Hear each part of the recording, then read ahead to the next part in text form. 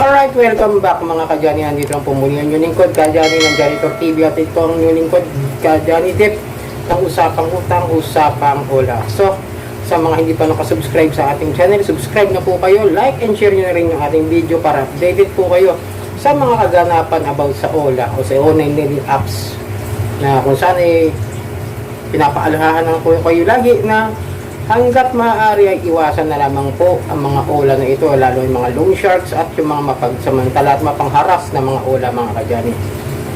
So ngayong araw na ito, legit, talagang naging suspect ko po talaga na sa pagpupulsa sa akin na sa paggawa ng GCI ang OLA na Mr. Cash mga kadyani. So kasi nga, from I will way back, no, nakahiram ako sa Mr. Cash about April.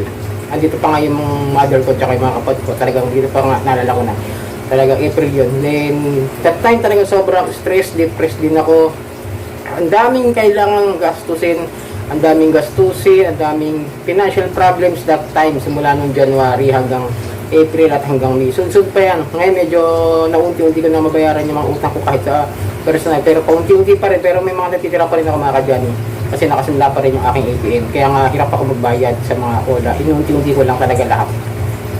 So yun mga kadyani, no, April nakahiram ako kay Mr. Cash. Pero pang ilan na yun? Pang apat na yata, if I will remember it right. And then mga kadyani, ang una ko dyan, ang experience ko sa kanila sa Mr. Cash. Nung una naman ay maganda naman talaga yung ano nila.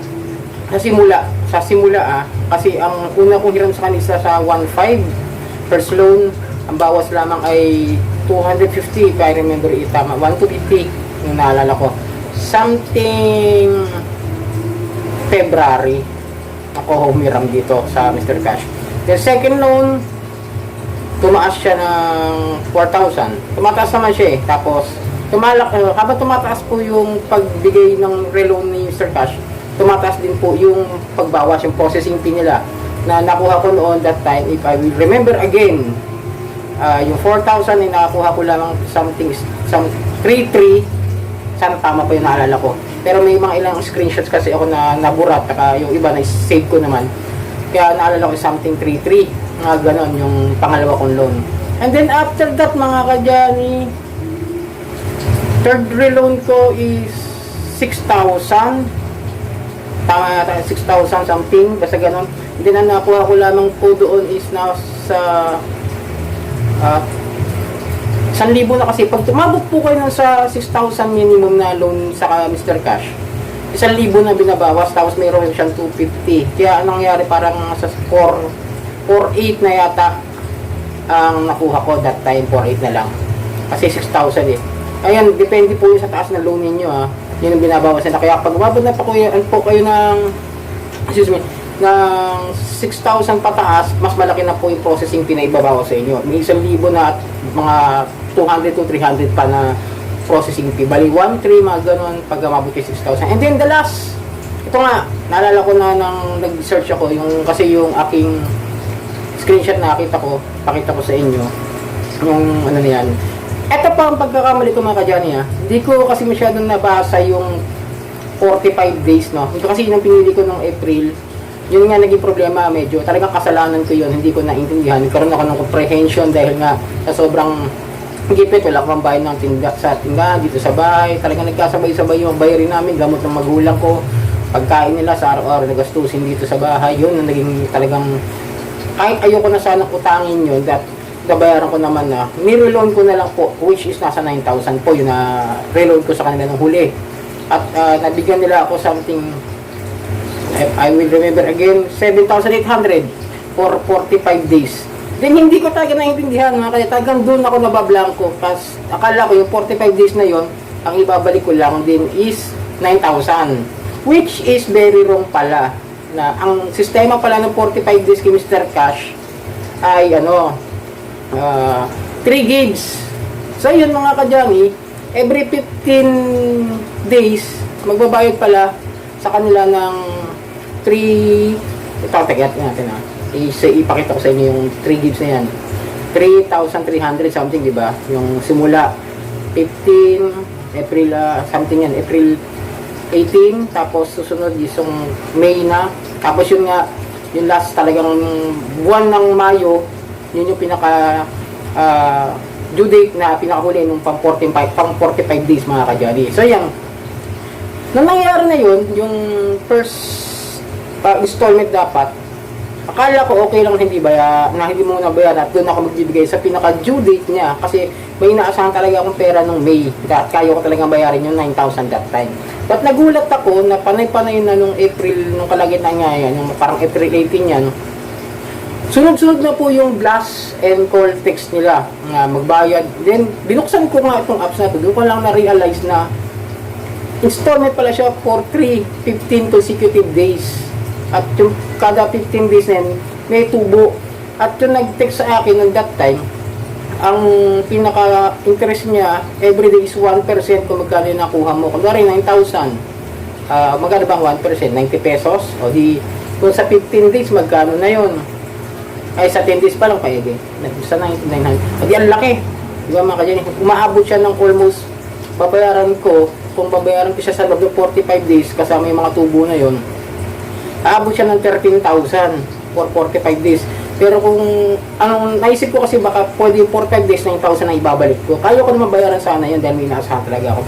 Pero that time nagulat ako na ayun na, yung first installment, sunod-sunod na yung text blast, calls, may papadalang demand letter. So dahil nga may experience na ako about sa demand letter, hininintay ko, pinaano ko doon sa may-ari ng bahay namin sa Caloocan na kung may sakali may dumating ulit na demand letter, ibigay sa akin para makasagot ako ron or magawa ko ng parang kausapin. But wala akong dumadating kasi lagi nilang inaano yung text. And then doon na yung time na talagang nagpalit na ako ng SIM card dahil nga sa mga call and text nila. Dahil talagang hindi ko na nagagamit yung cellphone ko dahil lamang sa tawag ng mga agent. Totoo mga kadyan yan. Duruin mo sa loob ng isang araw, kaya kong makapag-call sila ng mga 40 calls, biruin mo, umaga pa lang, wala pang alas 6, minsan maabot pa ng gabi, may paunti-unti pa tumatawag hating gabi ha. Alam ko mga taga-call center itong mga agent ng ng Mr. Cash. So yun, then, ito nga yung recently lang, di ba yung nakita ko sa huling upload ko, yung na-post nga ako, nagawa ko ng GC. Yung time na May, yung Mayo na yan, yan din yung due date ko na buwan sa kanila. Kaya alam ko na talagang hindi si Digido talaga itong gumawa. Kasi ang due date ko kay Digido is January pa. Na which is hindi ko naman na naranasan matawagan na ni Digido kahit sa text. Puro ganun lang naman yung pupunta na. Sabi, wala naman dumating. Pero to si Mr. Cash, eto nga na-spam ako, doon sa spam message ko sa Messenger, binuksan ko. Doon ko na-realize at doon ko nalaman na talagang nagawan pala ako ng post sa social media, sa FB. Ayun nga, pakita ko ulit yung isa-isang ginawa nila sa GC na kung saan puro pang insulto, puro kung ano namang pinagsasabi sa akin. Pakita ko ulit yung mga ginawa ng mga agent na yan. Siyempre yung mga agent yung gagamit mga legit na mga account yan eh. Nagtatago din yan dahil alam nilang illegal yung ginagawa nila sa paniningil, di ba? Pero awa naman ng Diyos, pasalamat po ako sa Panginoon, di ko na masyado na. Siguro kung etong yung time yun nung May, nakita ko yan, malamang depressed ako sa sobrang takot at kaba. Kasi first time ko yan. Kaya nga tama sabi ko sa inyo mga ka-Johnny. Tama lang din yun. Naging decision ko sa buhay na hindi ko nadagdagan yung mga ola para maiwasan ko yung mga ganitong klase ng sitwasyon suliranin kung upol sa mga ola. No? Buti nga yung tatlo, kahit paano magagawa ng paraan dahil na lagi excuse me, dahil sa tatlong ito pwede pakiusapan naman sa customer service yung Tala, GCash, tsaka yung bilis. Baka siguro by this December, lahat yan mabayaran ko na dahil kahit paano may pera tayo ngayon. No? Medyo maunti-unti ko yung mabayaran. Pero itong si Mr. Cash talagang matindi pala to, kaya mga ka-Johnny, payo ko, iwasan nyo itong cola na ito. Hindi nga lang masyado itong pansinin, pero dahil nga may nag-comment sa akin kung yung Mr. Cash ba ay SEC registered. Yes po, SEC registered. Yun nga lang, yan. Tapos ang dami reklamo pala to, patago lang. Tapos mga naririnig ko na may mga comment, mga complaint. Hindi lang tayo napapansin dahil masyadong malinis tong si Mr. Cash pagdating sa social media.